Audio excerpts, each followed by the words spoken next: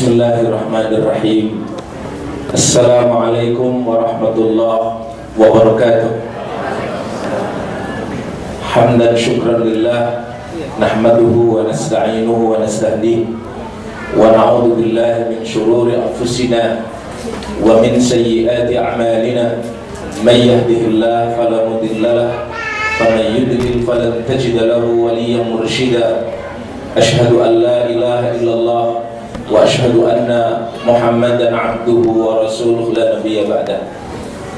Allahumma arhamna bil Qur'an wa 'allimna minhu ma jahilna wa dzakkirna minhu ma nasina bi rahmatika ya arhamar rahimin. Allahumma la sahla illa ma ja'altahu sahla wa anta taj'alul khazna idza syi'ta sahla. Allahumma a'inna 'ala dzikrika wa syukrika wa husni ibadatik bi rahmatika ya arhamar rahimin. Amma ba'du. Para hadirin, bapak-bapak dari orang tua dan juga ibu-ibu, kelihatannya banyak yang ibu-ibu nih ya. Kayaknya tugas untuk mendidik anak itu tugasnya ibu-ibu, bukan bapak-bapak ya. Maka mudah-mudahan kehadiran sebagian dari bapak-bapak ini juga nanti bisa menginspirasi bagi yang lain dalam rangka mendidik dan membina terhadap generasi kita yang akan datang. Yang pertama, saya mohon maaf sekali atas keterlambatan kehadiran kami. Semestinya memberi sambutan itu pertama kali sebelum acara dimulai, tapi ini agak lucu sambutannya di tengah-tengah karena harus berbagi waktu dengan kelompok yang lain. Walaupun saya kesini terlambat, tapi saya sudah keluar dari rumah jam 3 tadi. Pertama mengisi di tabligh akbar di Masjid Agung di Karanganyar, kemudian selesai dilanjutkan mengisi tabligh akbar di Ma'had Ishkarima, dan kemudian turun dan hadir ke tempat-tempat kita ini, yang kemudian kita berharap sekedar memberikan apresiasi kepada upaya yang gigih yang ingin dilakukan oleh kita semua dalam rangka menyiapkan generasi mendatang sebagaimana yang dimaui oleh Allah Subhanahu wa Ta'ala. Allah mengingatkan kepada kita dalam surat An-Nisa ayat 9, wal yakhshal ladzina law taraku min khalfihim dzurriyyatan di'afa khafu 'alaihim falyattaqullah wal yaqulu qawlan sadida. Hendaklah kalian takut sekiranya meninggalkan di belakang kita ini generasi-generasi yang lemah.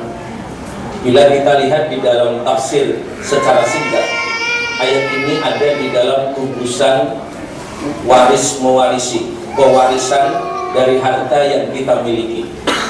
Ini dikaitkan dengan kebutuhan kita, ada sesuatu yang kita wariskan kepada generasi kita di masa mendatang.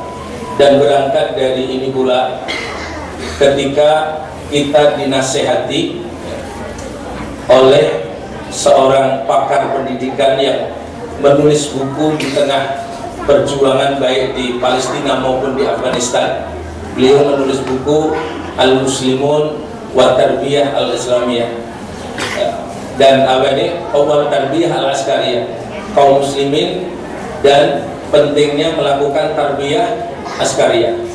Apa yang dimaksud dari buku yang dia tulis ini sangat menarik untuk kita ingatkan bahwa ternyata kegigihan pejuang-pejuang yang baik yang ada di Palestina maupun di Afghanistan yang menjadi sampel dari kajian mereka itu karena generasi yang tumbuh di tempat tersebut itu masih mendapatkan genuinitas, keaslian dari alam yang dia hadapi di tempat tersebut, kondisi lingkungan yang cukup memberi dampak yang sangat positif terhadap masyarakat di tempat tersebut. Maka kemudian Dr. Abdurrahman Jamal yang beberapa waktu lalu hadir ke tempat kita ini, dan saya sempat mendampingi dan berbicara banyak tentang bagaimana melahirkan kader-kader di masa mendatang ini. Beliau sangat sederhana sekali, ya, sangat sederhana sekali untuk sebuah proses perjuangan napas panjang seperti yang dialami saudara kita yang ada di Palestina. Maka dekatkanlah pendidikan itu dengan Al-Quran, dekatkanlah pendidikan itu dengan konsep-konsep yang ada di dalam Al-Quran, jabarkanlah itu, dan kemudian lakukanlah pendekatan itu dengan Al-Quran. Dengan sesederhana itu, maka kemudian perjuangan ini akan memiliki napas panjang. Kita perlu berpikir bahwa 40 tahun mendatang yang akan berdiri mungkin menjadi para presiden maupun menteri maupun yang lainnya adalah anak-anak kita yang sekarang ini kita bina. Anak-anak kita yang barangkali sekarang ini kita create supaya menjadi calon-calon pemimpin sebagaimana yang diharapkan di masa mendatang. Sedangkan kita menghadapi bahwa alam kita, lingkungan kita tidak mendukung sama sekali terhadap proses pendidikan yang ideal yang sebagaimana yang dimaksud. Maka jangan sampai pula dengan harapan acara ini adalah kemudian orang tua itu di rumah juga memberikan kontribusi dengan pendidikan yang tidak mendukung. Inilah salah satu cara kita untuk mencoba mengangkat kembali generasi. Jadi tujuan utama kita sesungguhnya sedang berpikir untuk 50 tahun mendatang dari sekarang, ya.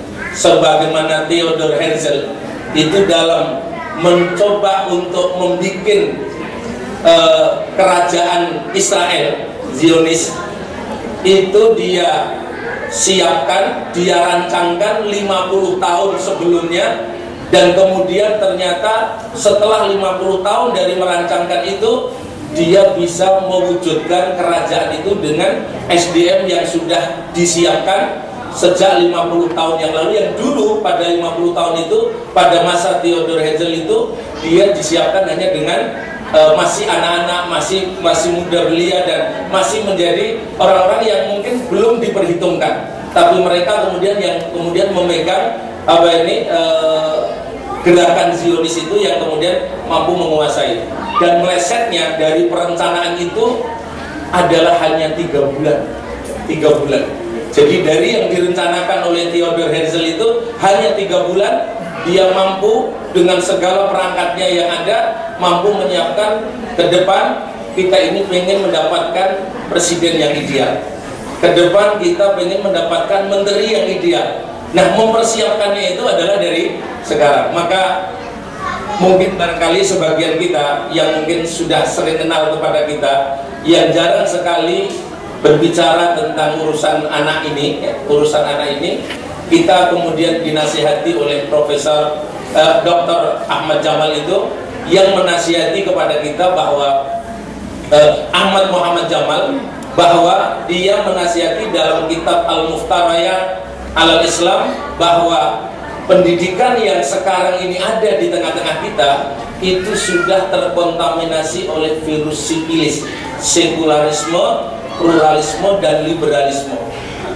Dia mengangkat satu potongan hadis yang disampaikan oleh Nabi SAW akan terjadinya kegoncangan di masa mendatang. Pada waktu itu dia sampaikan oleh Nabi, apa ciri-cirinya? Yaitu munculnya du'atu ala abwabi jahannam, para penyeru yang berdiri di atas pintu-pintu jahannam. Semestinya para penyeru ini yang berdiri di atas pintu jahannam ini adalah mereka-mereka yang kafir, mereka-mereka yang tidak kenal Islam. Tapi apa yang terjadi ketika Rasulullah memberitahu sifatnya itu kepada Hudzaifah ibnul Yaman, yang menyampaikan bahwa ternyata ketika Hudzaifah ibnul Yaman meminta tolong kami disifati jenis kayak apa orang-orang yang menjadi penyeru di atas pintu jahannam, kemudian beliau menyampaikan, Rasulullah bersabda, hum min jildatina wa yatakallamuna bi alsinatina, mereka kulitnya sama dengan kita dan bahasanya sama dengan kita, tapi mereka ini sedang membelakangi terhadap Islam dan berkiblat kepada sistem pendidikan Barat. Inilah yang kemudian diingatkan oleh kita untuk tidak terjebak pada kesalahan yang sama yang bisa jadi akan membawa dampak buruk untuk generasi kita di masa mendatang. Maka oleh karena itu barangkali obsesi kita dalam upayanya berkontribusi membuat ini, tadinya kami mohon maaf sekali dari Dewan Dakwah ini tidak begitu banyak berpikiran tentang pendidikan terhadap anak ini. Tapi setelah terjadinya arus globalisasi dan juga arus pengrusakan terhadap sistem pendidikan ini, kemudian kita tidak memiliki kepercayaan lagi kepada lembaga-lembaga tertentu yang kemudian dulu pernah diamanatkan oleh Pak Nasir untuk dititipi pendidikan, karena kegagalan di dalam memproses kader-kader yang akan mendatang. Sehingga kami sekarang ini juga berpikir untuk menciptakan kader dimulai dari sekarang untuk kepentingan 50 tahun yang akan datang. Maka oleh karena itu para hadirin yang dirahmati oleh Allah, kami memohon dukungan dengan optimal bahwa ciri dari gerakan kami ini adalah berbasis pada gerakan Qurani atau gerakan yang membina anak-anak kita, membina generasi kita berbasis pada Qurani. Alasannya sederhana, karena Rasulullah pernah menyampaikan dan mengingatkan bahwa innallaha yarfa'u bihadzal kitabi aqwaman wa yad'u bihi akharin. Allah itu akan mengangkat sekelompok kaum dengan Al-Quran ini dan menghempaskannya pula dengan Al-Quran. Jadi apakah kita mau diangkat oleh Allah ataupun dihempaskan tergantung keterkaitannya kita, termasuk pendidikan anak-anak kita ini dengan Al-Quran. Maka yang kita jadikan sampel dalam waktu dekat ini, boleh nanti kita mengikuti program ini, kita akan mengundang Dr. Jamal Abdurrahman Jamal yang telah berhasil memproses regenerasi pejuang Palestina. Dari tangannya dia itu keluar lebih dari 20.000 para hufaz Al-Quran. 20.000 para hufaz Al-Quran bisa dimunculkan dari tangannya beliau, dan sangat luar biasa. Dan kita berharap kita bisa niru demikian, dan menjadi kewajaran karena memang para kader yang dibina oleh beliau mampu hanya membutuhkan waktu 2 bulan saja di dalam menghafal 30 juz Al-Quran. Kalau Bapak dan Ibu kan juz 30 ya, bukan 30 juz nih. Nah, kita harapkan mudah-mudahan ini bisa di-cloning di tempat kita ini, karena inilah konsep yang sudah terbukti untuk napas panjang perjuangan di masa mendatang. Tantangan kita ke depan masih jauh lebih besar daripada apa yang kita hadapi pada saat ini. Nanti akan muncul sebagaimana yang targetkan oleh Samuel Zwemer tahun 35 yang pada konferensi misionaris. Kami kehendaki itu munculnya generasi baru, la sillata lahu billah wala sillata lahu bil akhlaq wala sillata lahu bil Quran. Gak ada hubungannya dengan Allah lagi, gak ada hubungannya dengan akhlak, dan gak ada hubungannya dengan Al-Quran. Walaupun struktur keluarganya itu masih jadi muslim. Maka sekarang sudah mulai ada indikator ya. Dulu anak-anaknya kita dinamai dengan nama Yusuf, tapi perilakunya, karakternya, gayanya sudah seperti Yosef. Dulu anaknya namanya Yunus, tapi sekarang sudah berarti perilakunya seperti Yohanes. Dulu anak kita adalah nama Daud dengan sangat indah, dengan harapan yang bagus, tapi perilakunya sekarang sudah seperti David.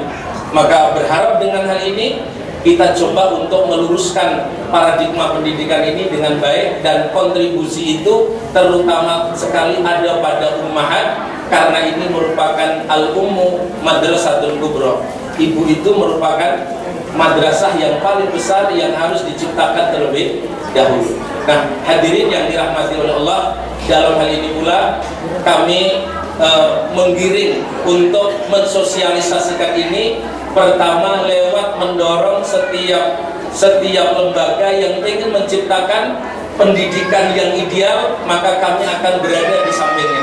Termasuk kelompok belajar dan kelompok bermain Al-Fatah ini kami dorong sepenuhnya untuk bisa wujud seperti idealisme yang kita harapkan.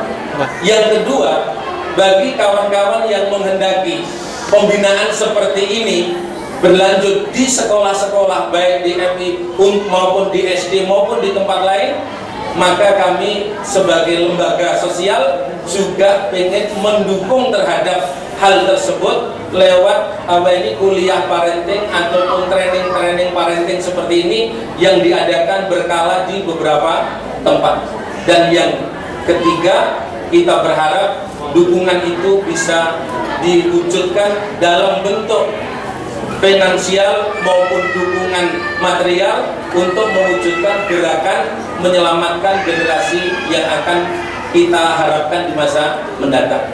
Dengan mengucap Bismillahirrahmanirrahim, mudah-mudahan Allah meridhoi atas upaya kita ini di dalam menegakkan pendidikan yang berbasis dengan Al-Quran sebagaimana yang sedang kita garap pada saat ini. Allahu Akbar, Allahu Akbar, Allahu Akbar. Matur nuwun sangat. Wabillahi taufiq wal hidayah. Assalamualaikum warahmatullahi wabarakatuh. Warahmatullahi wabarakatuh. Demikian tadi peresmian KP